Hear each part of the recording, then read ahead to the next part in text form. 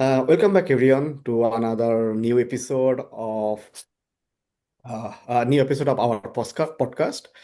In this episode, we are gonna discuss about life of an international student who just came to USA as a graduate student and all the things he should do for a great financial journey. And with me, I have my co-host Tahid. Hi everyone. Today we have our guest is Imran Chaudhary.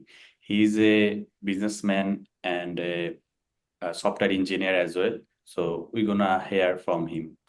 Can you give an introduction of yourself, Imran? Yeah, thank you. Thanks for having me. Glad to be here. Yeah, my name is Emran. I was a graduate student 15 years back. I came to USA 2011 as a master's student at Louisiana State University.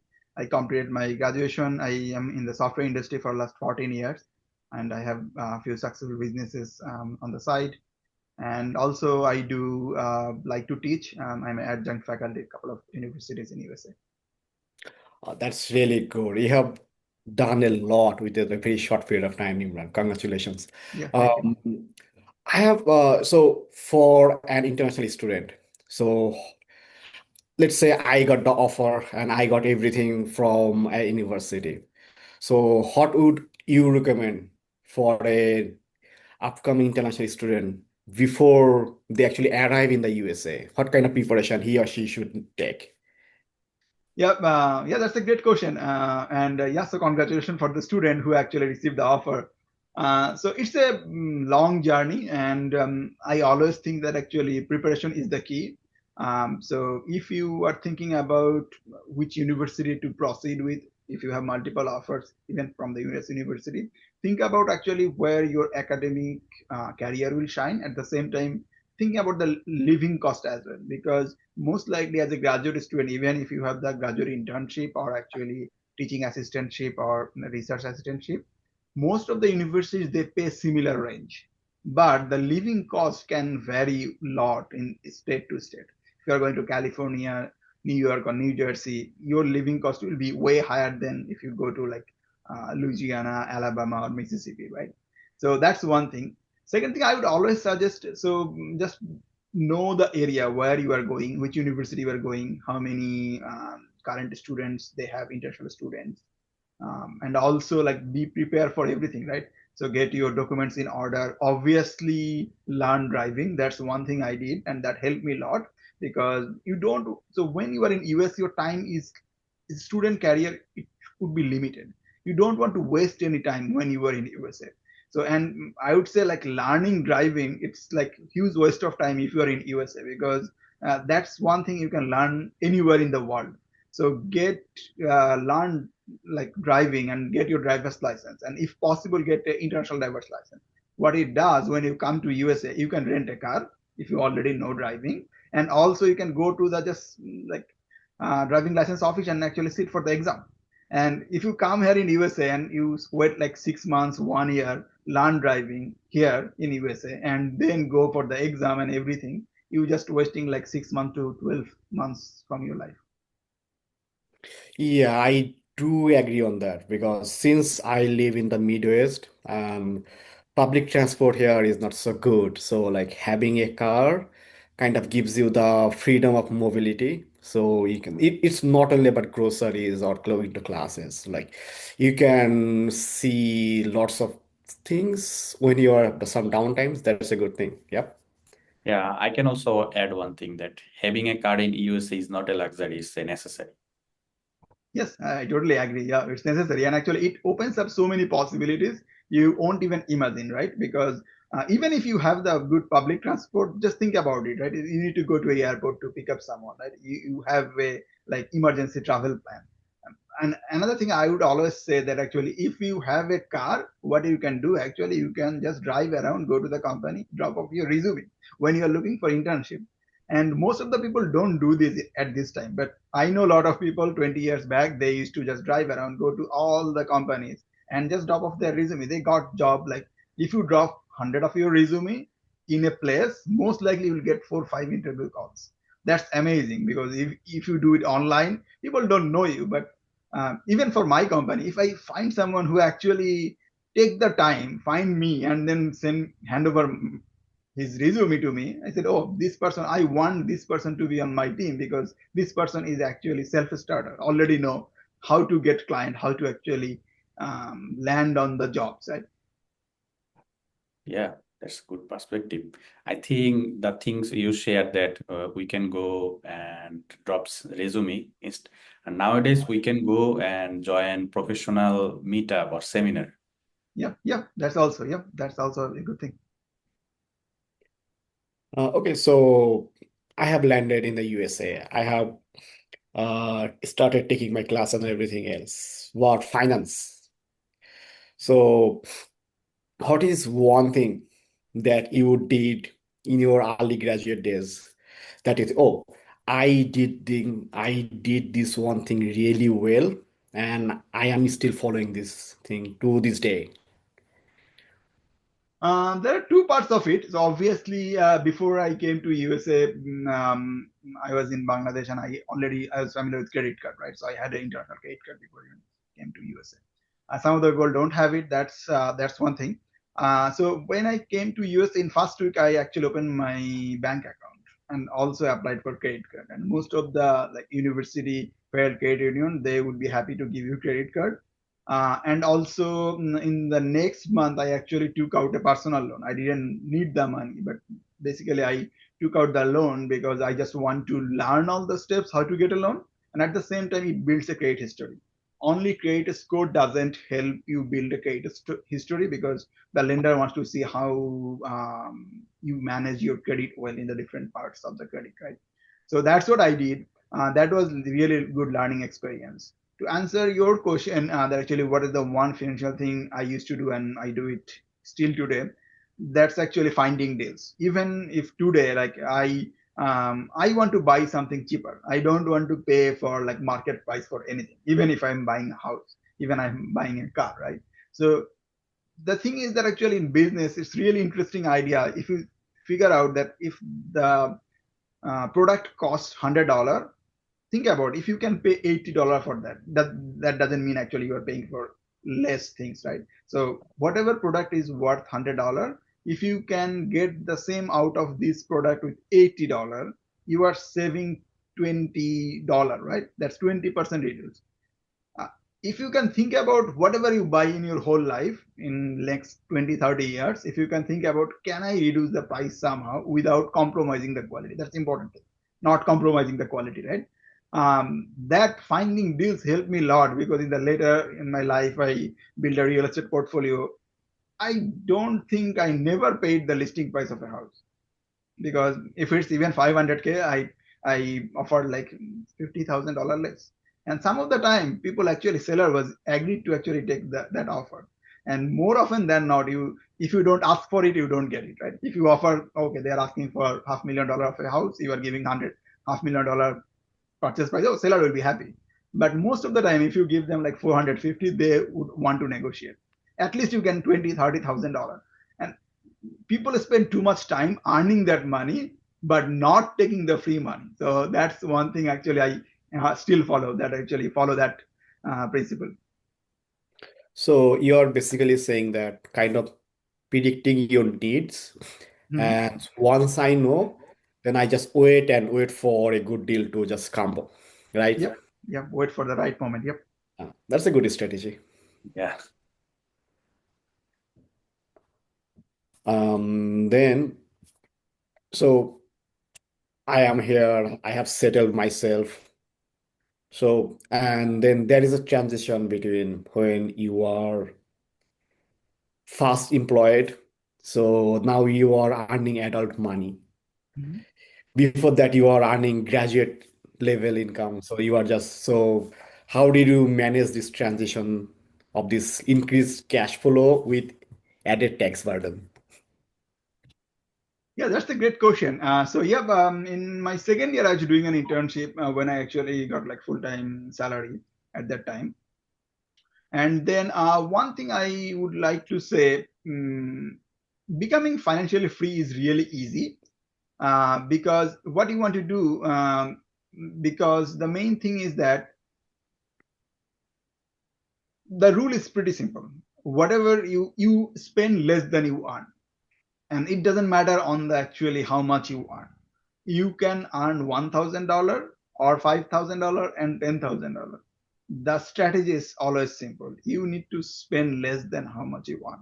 If you are, I still remember in my like early days graduate school, I used to get like $1,500 outside. After tax it will be like $1,200. I used to save like 200 $300 from that paycheck. And I see a lot of people, they are getting like $2,000 per month. They are spending 2,500 per month. So even if you are in, so I always held that side of the things. Actually, I don't want to spend more than I earn in any month. Even if you are getting a full-time job, previously you are earning $1,000 per month. So think about it. If you are transitioning into, unless it's absolutely necessary, if you are, when you are getting into internship or full-time job, don't increase your expenditure. And if you can follow that part, it will be really helpful. And one thing I always want to reiterate, right? So this I read it in like Richest Man of Babylon, that actually you can always save 10% of your income. If you can't, there is something wrong. And I always want to take it one more extreme level. That you need to save at least 20%. And yeah, then actually you need to think about how you invest it. But if you can't save 20% of your income, either you need to aggressively cut your expenses or think about how can you increase your income without like spending too much time. Great. That's, Great advice. that's great learning. Yeah. So I have a question. The question is that after landing the first job in the USA, what are the top three financial action a student should take in their first 6 to 12 months? First, obviously, I will start a little bit back. So even if you, when you are in USA, the first you need to have at least 1 or 2 credit cards. And people always get confused about credit cards. They want to like, they think that, oh, I have a credit line, now I can spend whatever, how much I want. That's not the point. The point is actually you are building your credit history. Always put up like get a credit card, spend some money on the credit card, but as soon as the statement comes, pay it full, right? And the one easiest way to do it, obviously, like put all these things in auto pay the statement balance. And you want to pay all the amount after you get the statement balance, because you want that like your balance need to go to the credit bureau report. Because if you pay it before the statement balance or statement there, it doesn't go to, right? So you want to make sure actually you pay it after you get the statement, or actually statement is generated, or actually that income is reported or balance is reported. That's one thing. Second thing, I would suggest obviously get a personal loan. Also try to get a car. Those are the few things. First 3 months you need to be aware of. First 6 months, after first 6 months, I would suggest, yeah, get a free annual credit report. Nowadays you can open an account with Credit Karma. Some other banks also provide like free credit score. So check your credit really well. What you want to do actually for 6 to 12 months, after the end of a year, you should have a solid history of credit, and you want to target at least like more than 700 credit score after a year. That's really, that will set you apart. Because if you have more than 740 credit score later down on your life, you will see that actually you will pay almost like 30-40% less than the people who has the credit score like 500. Because you are just wasting money left and right if your credit score is low. So getting credit score, obviously one financial decision. And also like in second semester, look for internship. So that actually in third semester, in your third semester in USA, you should have an internship. If you don't, think, make it happen. Because these 3 months you will earn more money than actually what you will earn a whole semester, 2 semester in first 6 months. That money will give you either buy a house later, or actually buy a good quality car, or actually these you can even invest, right? Yes, so like internship, I would say really like gives you not only career boost, but Mm-hmm. also like financial boost. Yep. So to be honest, like when you have money, so you have like little breathing room Mm-hmm. Yes. that helps you, oh, should I invest this money? Or sometimes you just like need to enjoy yourself. You can go on a short trip that is not by breaking your bank, but still you can come back with a refreshing mind, work better. That might help you to, oh, I am earning more money, so like I'm also like living a better life. That's gives a good sense. Yeah, that's Yeah. So if you have a car, you can do so many things in USA. That's a good thing. And the good agree. thing is actually, yeah, I took like almost 5, 6 trips east coast to west coast. So yeah, so it's like amazing to just drive through USA if you have time. Um, you will see, you will meet a lot of people. You will meet actually, you will see the natural beauty. You will see all these different things in USA, and you will find it really refreshing. The other thing I would say, so like last year, I traveled to Chicago, I traveled to San Francisco. So I would say that me being physically present there and see all these big companies and everything else kind of motivated me. Oh, even I can get this job. It's just not like a distant, far something like that. So yeah, it's also like works like a motivation. Yeah. Yeah, I So totally agree. yeah, so on that thing, so like you did something really good that you are proud of. You did something really good when you made the transition from grad student to a full-time worker. So this is the embarrassing part. What one thing that you did in your early grad days that you regret and want to do it like in a different way? Yeah, that's an interesting question. So most of the thing actually I prepared for, but what are the one thing I was not prepared for actually how soon I need to look for internship. I Mhm. wasted first summer and then uh, one thing actually one bad thing about that one I can say on my defense that actually I came in the spring semester, and in the spring semester it's really hard to get like job in the summer, and in 3 months I was in USA was not doing anything. Mm. So that 3 months I really regret.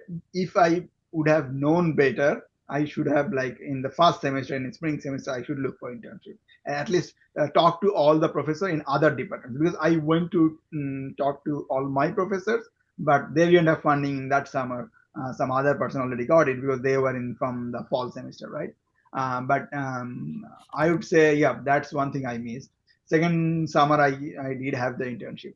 But I would say two things I missed. One thing actually, internship is really important, and then also think about um, even the full-time journey. When actually I was graduating, I spent like 5 months to get an offer, but I should have prepared well before during the graduation.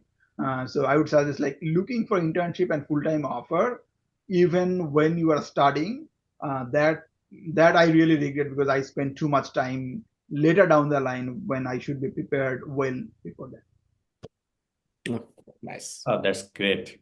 Okay, we are out of time, so I have a last question, which is if you have to give a student one financial rule to follow, regardless of income, what it would be? One, so yeah, that's really hard to say one thing, but yeah, I would reiterate the thing. So how much you ever you are earning, spend less than you earn. So the path to financial freedom is pretty easy.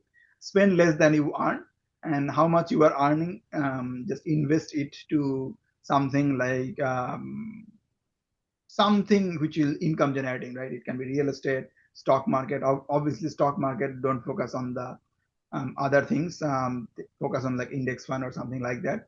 And another thing, people always get into trouble, they don't have any emergency fund. So I want to like reiterate all the time that actually you need to have some sort of emergency fund, so that actually if life um, throws you a curveball, you have something in your hand. So at least you can think about, oh, can I get like $3,000 to $5,000 somewhere so that actually I can get it. Even if actually if you don't have the money, just knowing some person who can actually help you in that serious condition, because at the end life is long, right? Life is not like a 1 year 2 year. Graduate life might be 2 to 5 years, but you will have like long career.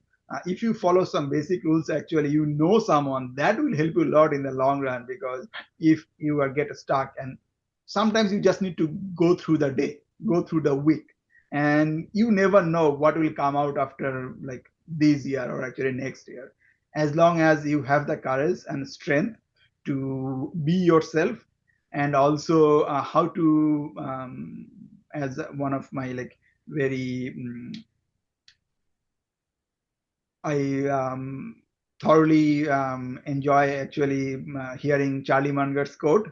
So actually, if you just soldier through, so he has done a lot in his early days. He was like Great Depression and everything. So he was always saying that actually sometimes you just soldier through the day, and if you can follow that, oh, can I live one more year, and then actually everything, because life is like a huge opportunity. See, but there will be a lot of ups and downs, so it's not like it goes always up straight line. And the main thing actually, the successful people and like not so successful, the difference is that what do you do in those negative years? What do you do when you don't have a job? What do you do when you don't have any money, even for for your food, right? So I always give example to Elon Musk. He used to like live in a dollar. He used to like buy a $1 Big Mac, and then actually just one Big Mac per day. He can live $1. So if you can think about, can I live $1 per day? Just thinking about these things will help you a lot. This will give you mental courage that people can live. It's not like, oh, you have a car bill, you have a large medical bill, and it's end of the day. It's not actually.